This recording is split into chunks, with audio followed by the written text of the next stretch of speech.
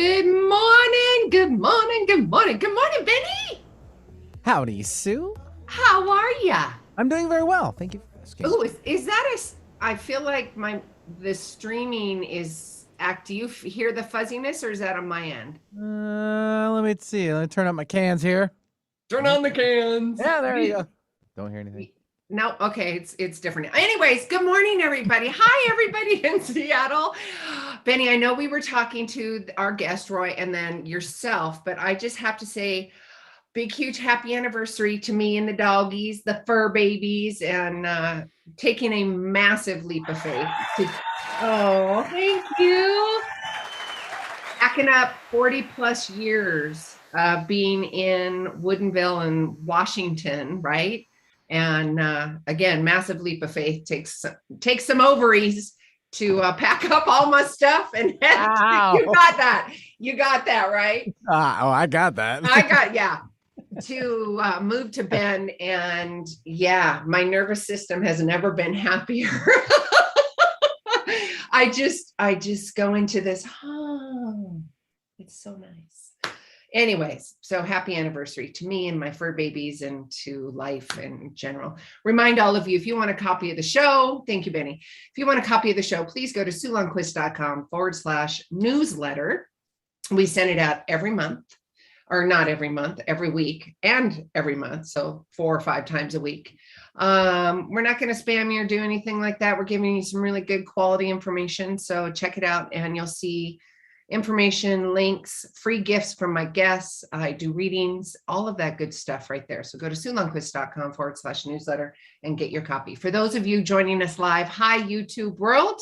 For those of you, and of course, on terrestrial radio, good morning, everybody. For those driving into work, out of work, wherever you're going, just be safe. The intention is to love on you. And of course, with this radio show, it's new perspective, new thoughts, new ideas. It's a new you. You take what resonates with you and leave the rest. And if there's something that kind of is that squeaky wheel, good, noodle on it, because somewhere, somehow in you, there's something in there you need to answer. So make sure that little squeaky wheel is getting answered. Okay, I've got some questions for you guys. Audience, you ready for this? Groundhog Day, the relationship Groundhog Day syndrome. Benny, do you know what that is? I do not. I don't either. I don't know.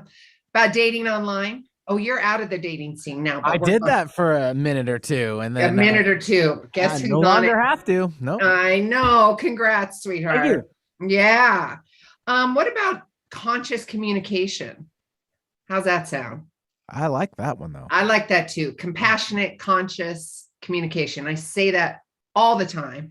So Roy Biancalana is joining us today, and I am super, super excited. He is a certified relationship coach and a nationally recognized expert in the field of attraction and conscious relationship.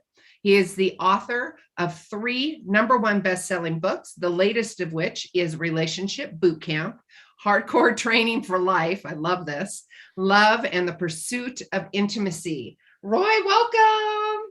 Oh, it is so good to be here. I appreciate your energy and your passion for what you do. It's it's going to be a great conversation. It is. Well, Roy, yes, I can do the formal bio, but let's get to know you. How did you get to where you're at today? Yeah, I got into coaching sort of in the weirdest way. I never intended to be a coach. I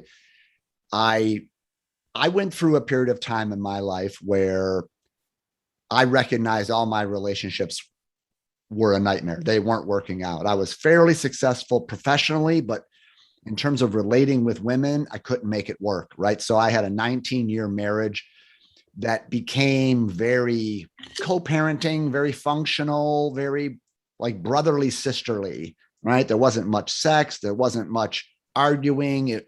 We just functioned well. Right. Well, that got old. I call that cohabitation. Yeah, right.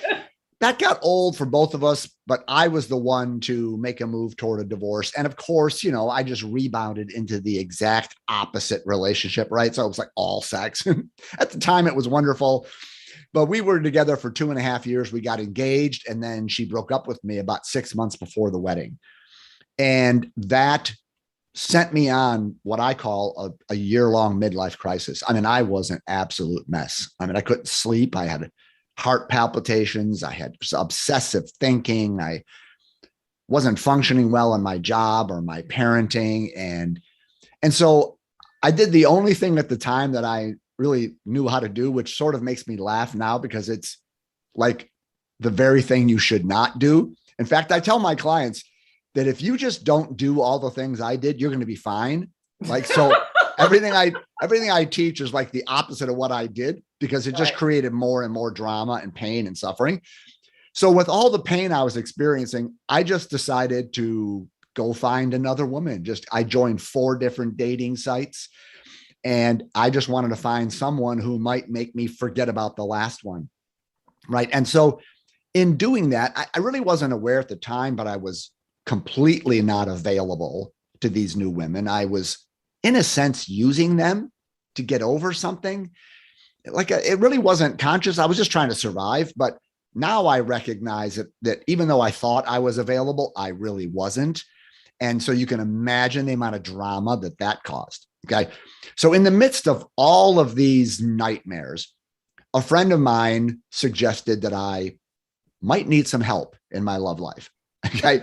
So it's so obvious now, but back then I was like, I honestly believed. I'm fine. Well, it was all the woman's fault. That's what I actually believed. Like, I really thought that, it was my ex-wife and her issues with sex, and then my ex-fiance and all that, and then all these crazy women I met online. It never occurred to me that I was the common denominator in everything, right? So that's how the ego works, right? It's always them. We never want to look in the mirror. But for some reason, maybe the pain just got bad enough. I decided maybe I had something to do with the nightmares and the patterns that I was experiencing. And I hired a coach. And that moment when I decided that maybe I had something to do with it, to focus on myself instead of just pointing the finger at everybody else, that was the big shift that changed my life, I think, permanently and for the better. Because when I started to look in the mirror, that's when I started to discover things I didn't know were there.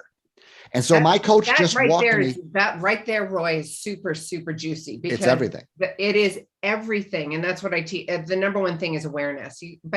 And it's big, brave work. Looking at yourself and going, oh, I didn't show up that well. It's big, brave work, right? Right. The ego does not like to take responsibility, to look at itself, to take ownership, to wonder, how is my childhood conditioning a part of something here? How are what I call my relationship personas involved? What are my personality blind spots? Like, what am I doing to attract the wrong partners, to attract these unhealthy dynamics? The ego just loves to point the finger and say it's all them. So I made that initial shift.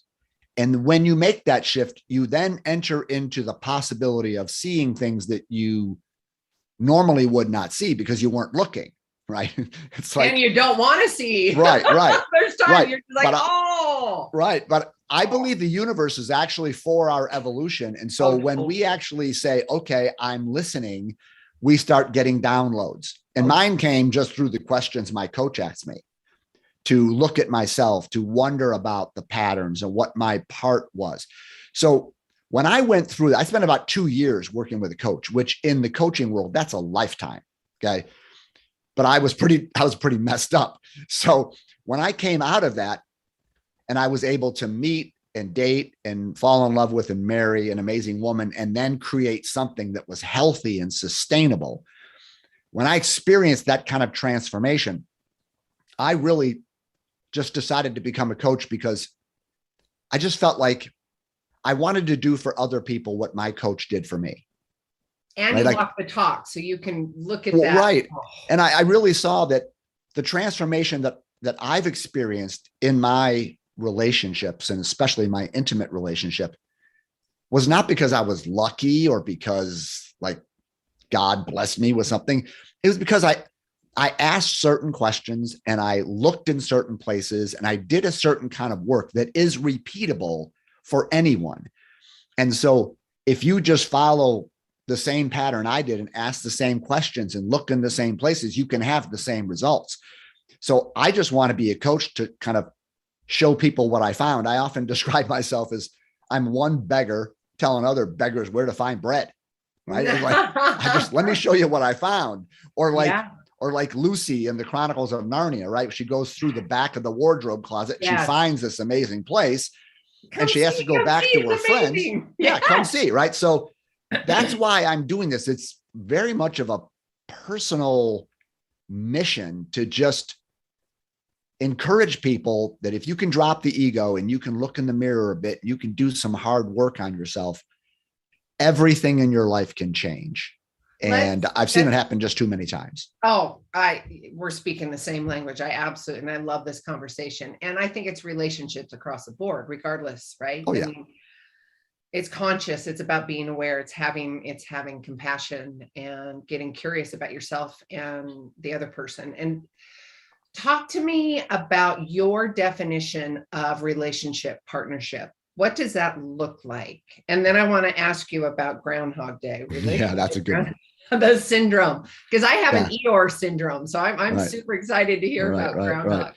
Right. So my definition of relationship, I guess I would steal it from my favorite spiritual teacher, a guy named Michael Singer, who wrote the book, The Untethered Soul. Okay. Oh was that a brilliant book? Yeah. Well, I used to live in Florida. He's got a temple facility near Gainesville. And I was living in Orlando, and for 2.5 years, I went to see him every other week and just sit and he would teach. It was fantastic. So, right. But one time he said that the definition of a conscious relationship is creating an atmosphere with another person where you are together to work on yourselves rather than to work on each other.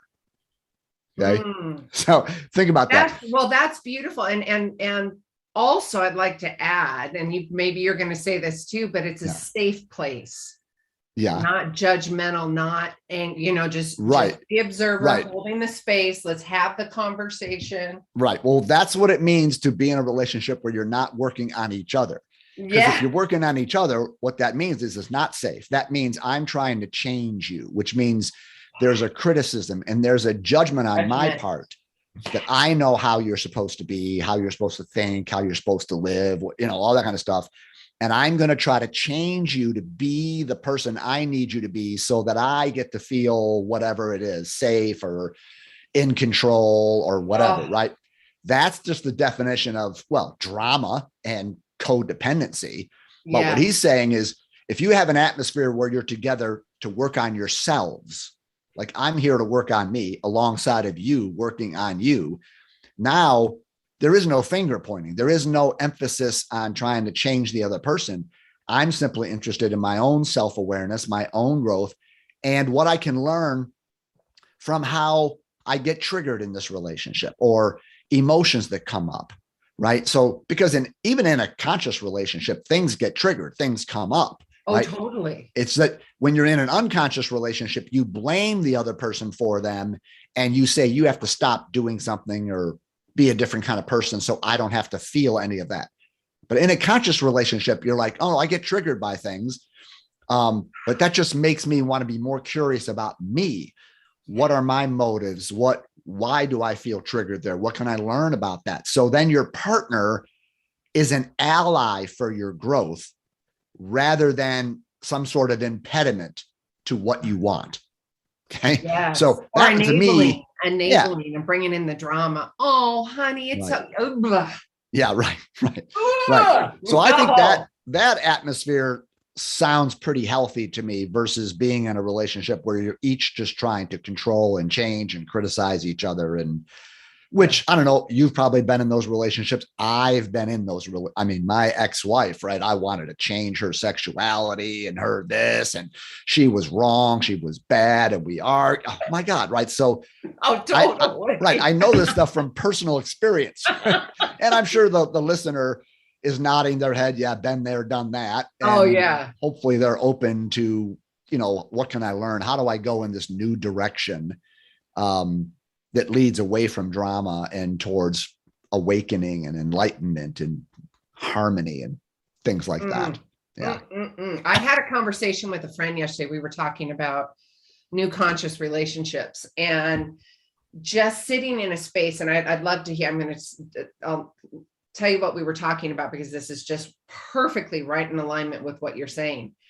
And we were talking about the dynamics of relationships, and he and I are friends. And we had the conversation of, okay, but is this, because it was in the reference of a relationship, and he was defining the relationship in the conversation. And I'm like, is that what people really feel like when they've got the whole relationship? Like, you have a relationship with different parts of people and friends and situations, right? And there's things that you get from individuals. Totally right, wrong, or whatever. It's all good. However, if you have a partnership, intimacy, emotional, conscious, that creates that safe environment. I was on the phone with him last night, and I'm like, I don't even know what that looks like. I haven't created that yet, right? Because I don't have a neural pathway. I'm like, is that what people are talking about when they have a solid, I don't know the language that you would use, a solid conscious relationship that incorporates all of the feelings, all of the emotions, all of the consciousness? Did I make any sense? Well, yeah. I mean, you're describing a healthy atmosphere where all the feelings are allowed, and Right. Nothing is taboo, nothing's off limits, nothing is, quote, wrong. That whatever our reality is allowed to be revealed, right? And that gets into kind of a conscious communication you mentioned kind of in the intro. Is a healthy relationship is one that has a kind of authenticity and a rawness or a realness to it that can only occur if there's an atmosphere of safety and kind of an agreement that everything is welcome here, even, quote, the bad stuff, even, quote, the dark side. It's like, we don't want secrets. We don't want anything hidden. We want to be like Adam and Eve in the garden. Remember, it said they were naked and unashamed, right? Yeah. So I love that phrase. I love that, but naked and unafraid. And then there's the TV show that pops into my head. Well, unashamed, not unafraid. Unashamed. Yeah. Correct. Yes. Pardon me. What's popping? Oh, where did that train of thought? Okay, Roy, continue your train of thought. There was something juicy I wanted to ask you. Go ahead. Yeah. Well, I think we could talk just briefly about the communication aspect of things, yes. Right? Because I often have some fun with my clients, or whenever I'm on a podcast or doing my own podcast, which I have, and I ask the question, would you rather be in a relationship that's characterized by authenticity and transparency and openness and honesty, or would you rather be in a relationship that's characterized by playing games and has withholds and manipulations and dishonesty and lying, right? And of course, yes, nobody says they want to be in the game playing relationship until they really learn what it would mean to be truly authentic. Okay. So, right. To be truly authentic means that you don't hide what's going on the inside of you, right? In any moment, what's going on the inside of us, we have body sensations, we have emotions, we have a thought stream. There's a voice in the head that's saying something. We have wants, desires, fears, worries. And most of us, when the ego is in charge, especially early in a relationship, we are afraid to let a new person sort of know what we're experiencing moment to moment. And we do something that I call redactive dating. Okay. Redactive dating. Redactive. Now, in government documents, sometimes they'll redact certain things, meaning they will black out certain lines, right? You can't read this, you can't read that, you can't know this. And they'll just show you the parts of a document that they can release. But everything else that, the good stuff is all blacked out. So we date that way, right? We show up and say, I'm going to show you the parts that I think you'll like, that I think you will find attractive and interesting, but I'm not going to show you the parts that I think you might judge or that you might not like about me or might scare you, right? So we go on dates and we start interacting especially early on in a relationship where we are in pretense. We Right. are sort of, I'm going to show you this, but I won't show you that. And so then a person begins to like you or fall in love with you, but they're not really in love with you. They're just in love with the you you've shown them. The chameleon. Right. Exactly. So real authenticity stems from your, I guess, for lack of a better phrase, your soul being rooted and grounded in beingness to such that when you meet someone new or you're in a relationship, you fundamentally recognize that I don't need this person. I don't need them to like me. I don't need them to approve of me. I don't need them to give me any safety. Like, I'm already safe. I'm already grounded. Like I said, I'm already married to life itself. I'm already connected. I'm already one with life. So therefore, when I'm that grounded, I can be real with you. Because if you don't like the real me, that's okay. It might not feel good, but it's not going to kill me because I'm already grounded in a beingness that transcends any human relationship, right? So with that kind of groundingness, I can show up and I can tell you what's really on my mind. Like, you could be on a first date with a guy and you're over there thinking, oh my God, our children would be beautiful, right? I mean, you're already like, I'm already picturing the ring you're going to get me, right? And you could reveal to him, even on a first date, like, my God, I'm so far ahead of myself right now. I'm so enjoying you. You're so attractive. I'm even thinking our kids would be gorgeous, right? And you normally might not say that because, oh my God, he's going to think I'm, needy. I'm desperate. I'm over the top. I'm neurotic, right? But you're just concerned with, I'm just going to be real with this person. I don't really care how they take it. I just don't want to play games. So whatever I'm feeling, perhaps you're on a date, and a person's had like 5 drinks, okay? And they're kind of slurring their words. And you're sitting over there thinking, oh my God, okay, this person's really cute and I really like him. We have a lot in common, but I'm kind of scared right now that they have a drinking problem. And I don't want to get involved in a relationship with a person that's got a real drinking problem, okay? Now, if you want an authentic relationship, you just come out with that. You just look at them across the table and say, hey, no judgment. You can drink as much as you want. I just want you to know me. Over here, I'm scaring myself. Over here, I have thoughts like, is this a problem? I don't want to get involved in a problem. What is this going to mean? And I'm thinking about, maybe we shouldn't even have a second date. I'm really concerned about this. And I'm saying that not to change you or not to judge you or anything, but just to let you know that's what's happening here. That's my authentic experience. And I want you to know it. And of course, that will lead then to a discussion to where that person might get triggered and walk out. That person might call you a prude. That person might say, you're right. I've been so nervous tonight because you're so beautiful. I didn't know what to do. I can't stop. Who knows, right? But the issue is, do you want to be a person of candor? Do you want to be a revealer rather than a concealer? Right? And when we get right down to it, if you pay attention to yourself, you will notice that most of the time you're committed to being a concealer.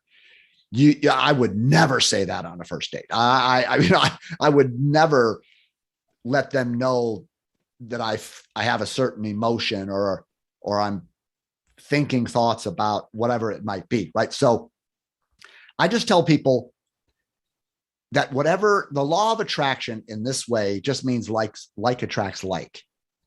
Meaning, if you decide you want to be an authentic person and just live out loud, right?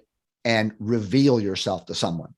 And I should say, there's a caveat here. Like, you don't tell somebody how much money you make on a first date. You don't tell them how much debt you have. You don't tell them all about your medical history. No, it's a first date. Relax. Yeah.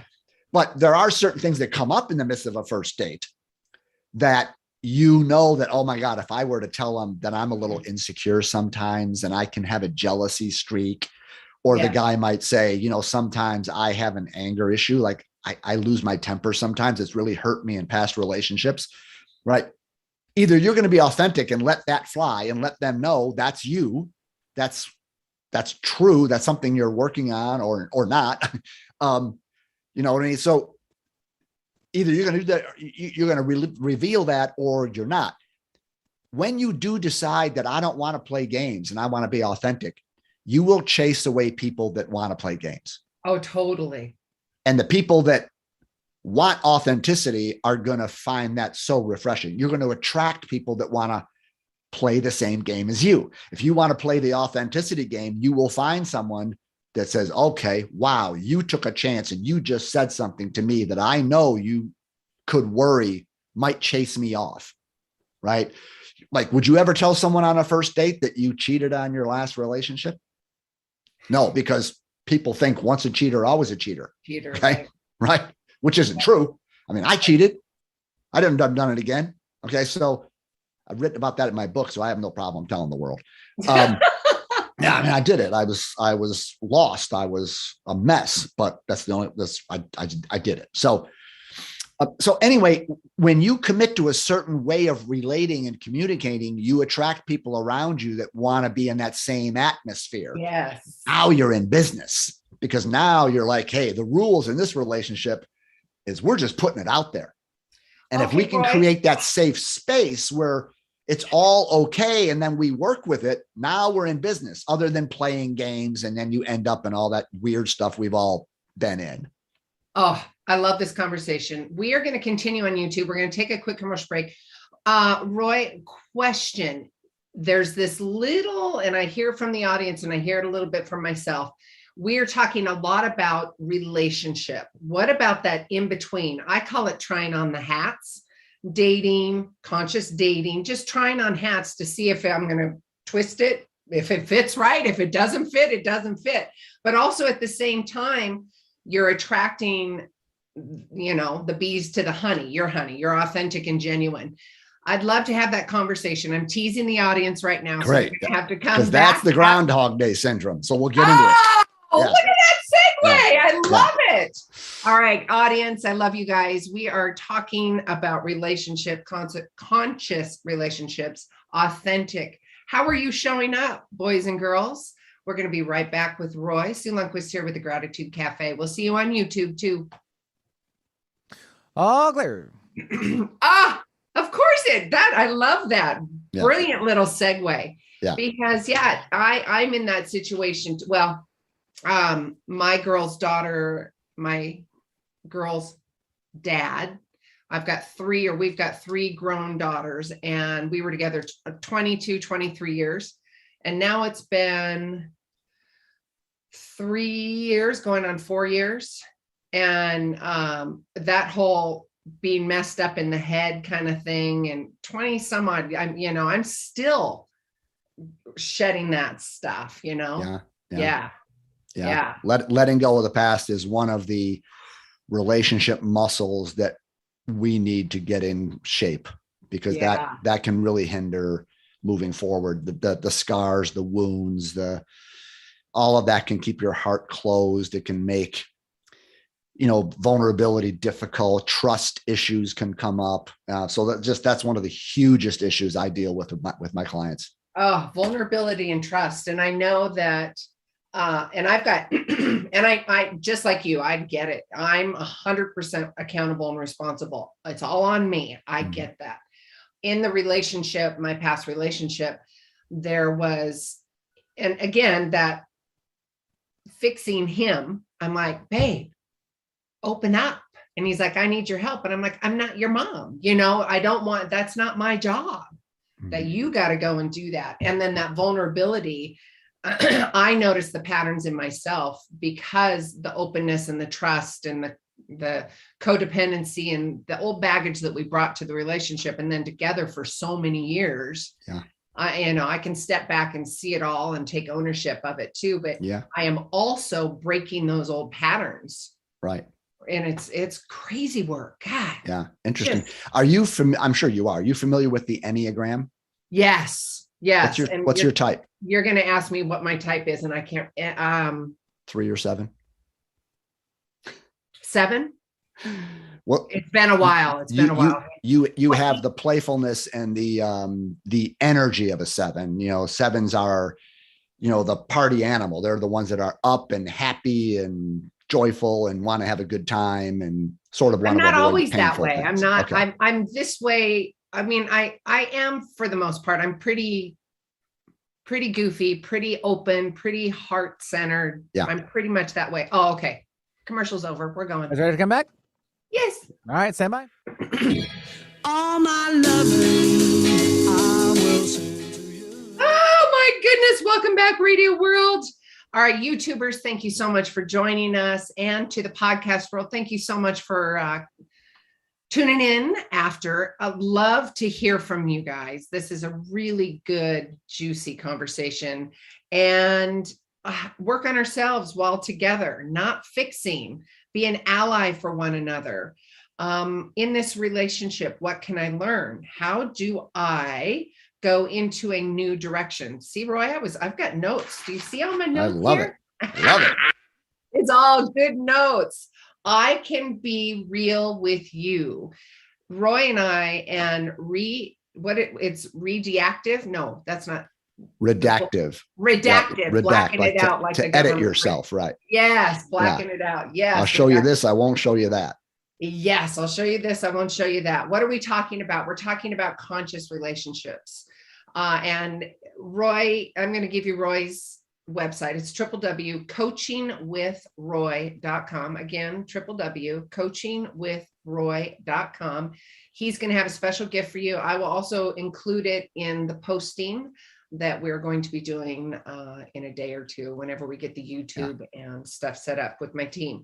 So before we left, I had asked a question, and Roy said, well, that's great, because that's Groundhog Day syndrome. And I'm like, Roy, please tell me what that is. Yeah. It sounded like you were kind of getting at the topic of the dating and meeting people and trying on different hats and, just the initial attraction part and so forth. So this brings up the whole topic of attraction and the patterns that we attract and the partners that we attract, and sometimes the problems that we attract and the pain, right? So I've coined this term called relationship Groundhog Day syndrome, right? So it's like that old movie where Bill Murray keeps living the same thing over and over again. Most people who are single can point to a pattern where they seem to be dating the same person or the same pattern over and over again, and the same problem and the same pain. Why do I always attract people that are unavailable, or attract people who are sort of broken down and falling apart, or people that are afraid of commitment, or right? Most people can point to a pattern. My pattern was that I was a genius at attracting what I would call a damsel in distress. Okay. Oh, you wanted to fix? Well, yes, I wanted to rescue. Okay. Right. So I would have a pattern of attracting women who were usually very high powered and successful professionally, but they might have had their single mothers, and they were just overwhelmed by trying to manage their household and their career, and they were just going every which direction, and their hair was on fire, right? And they just felt overwhelmed with the whole thing. Well, they were perfect for me because I had a mentality that and I learned this between me and my mother, and I don't want to spend too much time going into all that, but I learned at an early age, or I was conditioned to see that the way that I could get attention and affection from a woman was to make my life be about taking care of hers, right? In my house, if mama wasn't happy, nobody was happy. And you just forget what you want, forget what you're interested in. What's mom's agenda? What does she want? Make her happy, do her thing. When you do, you will feel some emotional connection. And what little boy doesn't want to be close to his mother, right? It's sort of your first girlfriend. It's your first experience with the feminine as a little boy. And so I just learned that, wow, the way I can feel some warmth and some real connection with my mom is if I sort of ignore what I want, and I'm just here to be a good boy. So I call him Good Boy Roy. Okay. Yeah. So now I'm 45 years old, and I have this mentality, well, that the way you get a beautiful woman to give you attention and affection is by being the world's greatest boyfriend. Be a good boy. Like, make your life be about taking care of hers. Okay. So meeting that high powered, successful, financially successful woman whose life was just overwhelmed. Oh my God, we were perfect for each other because I would swoop in like Superman. Baby, I'll raise your kids. I'll take care of your house. I'll do the laundry. I'll do the shopping. I'll clean everything. I'll wash your car. I'll cut your grass. And based upon my past, all you got to do is take care of me, if you know what I mean. Right. Right. Yeah. So that was the dynamic, is like, I was Roy the rescuer. Right. And of course, when I'm in that mindset, the only women on the planet that I will attract or feel chemistry with are women who need rescuing. You follow me there? Yeah. So they go together like cookies and milk. So if I'm coming from that place that I need to be a good boy, I need to rescue a woman, that's how I get her to like me, then the woman who's got her blank together, right? The woman who can handle her life, who's like, oh yeah, I got a lot going on, but I don't need you to rescue me. I got it, right? A woman who just needs me for a relationship, for just general support, and doesn't need me to swoop in like Superman and take care of everything. I wasn't attracted to her. She wasn't attracted to me because my game didn't fit her, right? Yeah. The only women that found me we are the world's greatest boyfriend were women who were that damsel in distress. And so that was your pattern. I want to remind the audience. Right. Pattern. So I use this image of two puzzle pieces. Remember, you were a kid making little puzzles, 1,000-piece puzzles. Mm-hmm. Well, not any piece of the puzzle goes with any other piece. It has to find its match, the reciprocal shape. Follow me? Yes. So here's the mistake most of us make. I keep attracting emotionally unavailable men, or I keep attracting people that are afraid of commitment, or whatever it is. We put our attention saying, how can I find someone who's not like that? And I want to say, if you don't change your shape, it's impossible. You will only attract that into your life because you're going through life shaped like that puzzle piece, and only certain other puzzle pieces will fit you. So if you want to get out of a pattern, it's about discovering, what am I doing to attract that? What persona am I moving with? What beliefs do I have? What fears are running my life that make me show up in a way that require partners to be that way? Right? So juicy, Roy. So juicy. That's the deepest work you can do. And that's what it means to take responsibility, right? Because I was blaming the women, right? But no, they were all a reflection of my unconsciousness. They were a reflection of my shape. Yeah. Okay. So when I did the work in changing me, all of a sudden I started meeting women who weren't damsels in distress. I was attracted to a different kind of woman. And what did you do in that moment? Did you, like, your nervous system, I'm sure, was like, oh, wait a minute. Walk me through that, because it's new, right? It was scary. Because once my coach helped me point out Roy the rescuer, we called him Casanova, okay? Because he would light your cigarette. He'd lay his coat down over a puddle. His whole life was about just whatever you need, baby, whatever you need, baby. Because I was so afraid. And I want to point this out. I did the Mr. Mom thing, not because it was an expression of my love. It was an expression of my fear. I didn't really want to do all that stuff, but I thought I had to in order to get laid, in order to get a woman to like me. Right? So it wasn't coming from any good place. It was coming from all of my fear. So when my coach pointed this out to me and I started to see, I was like, well, then if I'm not Roy the rescuer, who am I? Well, who am I? Right. Right. And she said, welcome to the journey. Welcome to trying to find out who is the authentic Roy, not the phony one that's scared to death that a woman won't like him.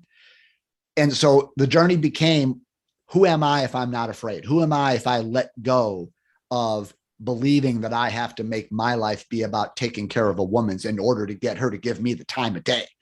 What if I can stand in my power a bit? What if I can stand in things that I want and who I am and bring them to a relationship and try to get something mutual here? You know, who is that guy? And I didn't know. And it scared me because I was looking for something in a box, and I opened the box. And I didn't see anything in there. I didn't know what it was. But the more I did the work, the more I kept on the journey, the more I discovered, oh no, there's a real authentic you. By the way, that women would find attractive, not the damsel, Yeah. but the woman who is more coming from her authenticity. And not long after this work is when I sat down next to my wife at a personal growth conference. I mean, she was the prettiest girl in the room. I just sat down next to her and we made a fool of ourselves just by flirting with each other during this conference, which is a whole nother story we could share sometime. I love it. But that is the kind of work that we need to do if we have patterns. You got to get out of the blame. I keep attracting. If we have patterns, we all have patterns. Right. Oh. And it's about becoming aware of your shape, you could say, your psychological, your SH. Emotional shape. Yeah. That's all based upon our childhood and all that kind of stuff, you know. But it is possible to change your shape. It really is possible to let go of being Casanova, or one of the most common ones is a lot of my female clients tell me that they keep attracting men who are broken down. No, I'm like, oh, so you're like Mrs. Goodwrench. Yeah. You know, you're a mechanic. And so if you're a mechanic, if you feel like you get love when you fix things or you heal things or you put things back together and you're helpful and you're nurturing and you're caregiving, well, then you'll always attract a broken down car because mechanics and broken down cars go together. Right? I don't want a broken down car. No, right. So the more that you don't see yourself as I've got to fix men to get them to like me, which can come from your relationship with your father. I mean, there's all kinds of layers in this. Yeah. But if you wake up to, well, no wonder why I keep attracting men that are broken down, because I see myself, the only way I can get love is by being a helper, a caregiver, nurturer, kind of a mommy figure, a Florence Nightingale, a nurse. Nurses always attract wounded soldiers, right? Yes. If you don't want a wounded soldier, that's, you know, if you are attracting wounded soldiers, it's because you're moving through life as a nurse and you're going to attract wounded people, right? Yep. So this becomes a kind of a type of hilarity when you start to see it, and you then end up having no blame for your partners in the past. You're like, oh my God, I've come into this world as Casanova. No wonder why I attracted all those women. It's not your fault. I mean, it's like, I actually needed you to play your role in my movie. Right. Yes. And it just leads to such change and transformation. You know, and that's why I love doing it with people, you know, when they really want to go deep and dive into these things. Love it. Sorry. I just had people asking questions and they're like texting going, oh my God, Sue, this is a great show. This is such a good conversation. I'm glad. I love it. Who am I if I'm not in fear? Who am I if I'm not in doubt? Who am I if I'm not fixing? Who am I if I'm not Roy the rescuer? Right. Who am I if I'm not doing Groundhog Day? Who am I? You know what? You're authentic and genuine. Keep going, keep finding it, keep researching. Right. And Roy's a really good start. You could go to his website, and that's www.coachingwithroy.com. You know, so Sue, right. So Sue, I often describe myself as like a relationship trainer instead of saying a coach, sort of akin to a personal trainer in a gym. Yes. Right. It's like we have 7 relationship muscles. My newest book, Relationship Bootcamp, is all about strengthening your most important relationship muscles. Okay. That should be a signed copy coming to this kid. Yeah. Well, if you want one, you got it. And there's no doubt about it. Right. Please. So like some of these muscles are your relationship to your emotions, right? Most of us, you know, are not smarter than a 5th grader when it comes to emotional intelligence, especially us guys. I have to kind of put us all in this camp. It's not fair, but you know, most men have had no training on how to deal with their emotions or somebody else's emotions. And if relationships really are about emotional contact. And so if we're not really emotionally intelligent, we're going to have a hard time relating with people. Okay. There's a relationship. We talked about this off air, to your past, right? All of us. I often joke the only people that don't have baggage are the little babies in the maternity ward. Oh, gosh. They're like the only ones. The rest of us have scars and wounds, and we've been betrayed and lied to and ghosted. And we have trauma, I mean, really bad stuff. And some of us just have more of the normal stuff. We've been dumped and we've been lied to. And all these things create trust issues. They create a sense that I want to guard my heart because I don't want to be hurt again, which makes sense. But walls around your heart will keep you safe, but they'll keep you single, right? Yeah. It's like nobody can get in, not even somebody who truly has a desire to love you. So a lot of our work has to strengthen our relationship to the past, meaning how do we let go of the things that happened? And not that we forget, but how do we let go of the negative energetic charge that it comes with? I call it, there's a refractory period, right? Yeah. There's triggered. Don't send the email. Don't make the phone call. Just right. stop. And I often say that, when you have a healthy relationship to the past, your past is something that happened. If you're like a normal person, your past is something that's happening, like it's still alive in you. Yes. And Good so now point. if you've been cheated on a couple of times, and then some person standing in front of you, maybe somebody's hitting on you, or you're meeting someone in some way, you are going to be thinking, are you going to cheat on me too? I mean, like, oh yeah, totally. Because if that's been your past, you're going to project, it's projection. Yep. And so I often say that most of our relationships are like a menage a trois from hell, right? Meaning, totally. there's me, there's you, and the past. The three of us are in this, and it's right. So now the person you're talking to is sort of having to pay for the sins of the past. Yeah. And they don't have anything to do with it, and it's not fair. And the better a person is, the more quality of a person is, the more they can feel that there's something going on here, that you're not letting this relationship move at the pace it should. Or I feel like I'm having to earn your trust in some way, rather than you're open and you're available and you will trust me until I prove to you that I shouldn't be trusted. Right. Yeah. So that's a huge one. And then there's a relationship to our inner truth. We already talked about that. There's a relationship to, our inner energy. This is the whole masculine feminine kind of dynamic. Yeah. And then there's a relationship to our love stories. Right. We've all grown up in environments where we come out of childhood and adolescence, and we've seen relationships, and we're like, oh, relationships mean somebody's in control. They're about power. Yes. They're about who's submissive and who's in charge. Right. Or relationships are about compromise. Oh, to be in a relationship, you have to give up what you want or who you are in order to be there. Or relationships are about performance. Yeah. You got to, right. There's all these stories that we can have that are running in the background. Whenever I meet someone, I have clients a lot of times that'll say, I'm 43 years old. I've really never been in a serious relationship. And immediately I'm like, ding, ding, ding. That's because they have a story. Yes. That to be in a relationship is going to hurt them in some way. It's going to cost them. It's going to limit them. And so they might be saying, yes, I want someone, but the other foot's on the brake saying, no, I don't. No, I don't. Oh, totally. Yes. I don't want to be smothered. I don't want to be controlled. I don't want to, have to compromise things that are important to me, And so there's an inner resistance to allowing love to flow because it's based on some story that they actually did see, but it doesn't have to be true. No, even if you saw that, none of that. Yeah. Right. Even if you witness in your parents that it was about power and control and somebody was submissive and the other person was demanding and they just did that.